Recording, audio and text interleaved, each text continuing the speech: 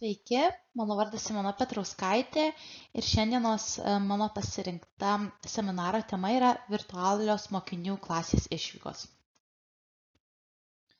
Mano pranešimo tikslas yra supažindinti su virtualių išvykų koncepcija, jų naudą ir pritaikymo mokyklose, apžvelgti technologijų panaudojimus, privalumus, iššūkius, pavyzdžius skirtingose pamokose ir aptarti išvadas, kodėl aš rekomenduoju ir manau, kad tai yra didžiulis potencialas ateityje virtualios klasių išvykos.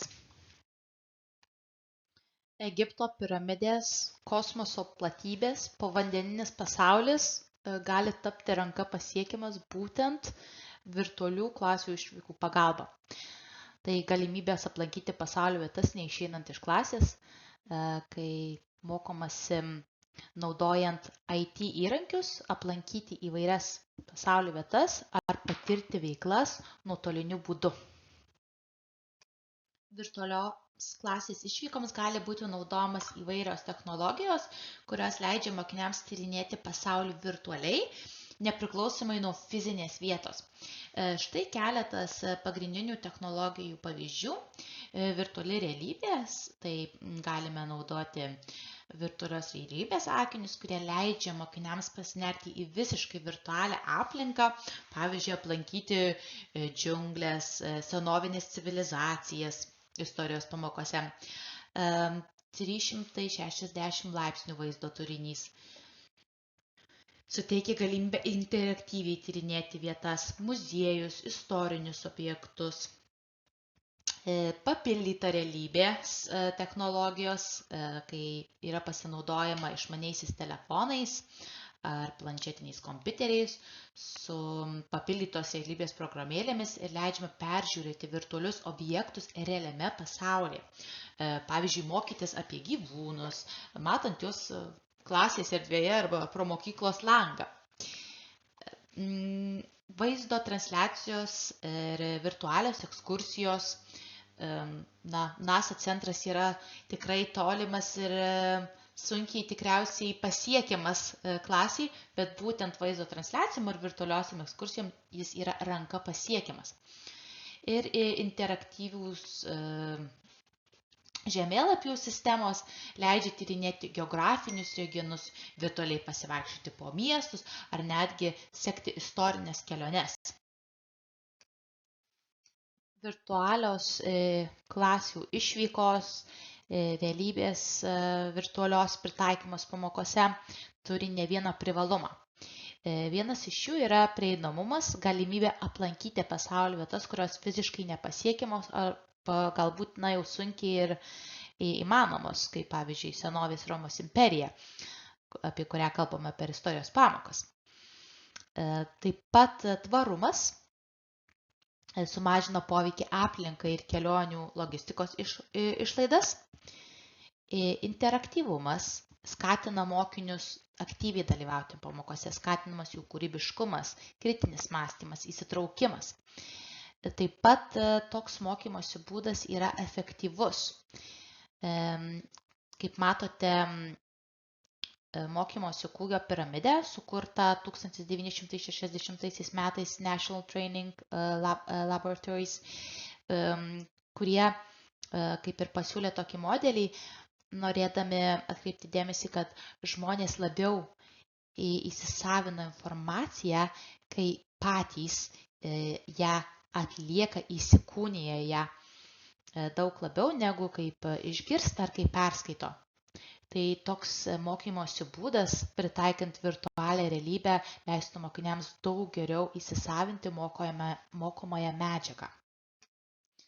Na ir porą pavyzdžių, kur galėtų vykti kokiose pamokose virtualios išvykos, virtualios realybės pritaikymas.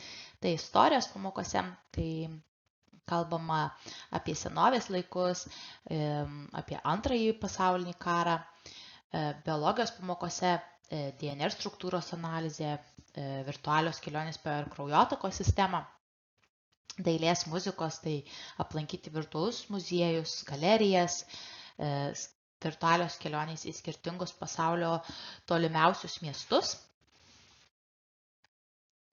Taip pat kalbų pamokose kai norima praktikuotis kalbos, galima vykti į skirtingas pasaulio šalis, anglakalbės šalis, jeigu tai yra anglų kalbos pamoka, jeigu tai yra lietuvių, į tam tikras literatūrinės vietovės, kad geriau įsikūnyti į romanų veikėjų, personažų gyvenimą, kūno kultūros pamokose aplankyti olimpinius stadionus arba išbandyti virtualias treniruotes šokių, dzido, jogos, matematikoje, tai tikrai padėtų mokiniams algebroje, geometrinių figūrų supratime, geografijos, pamatyti vulkanų išsiveržimus iš arti, aplankyti kosmoso platybės.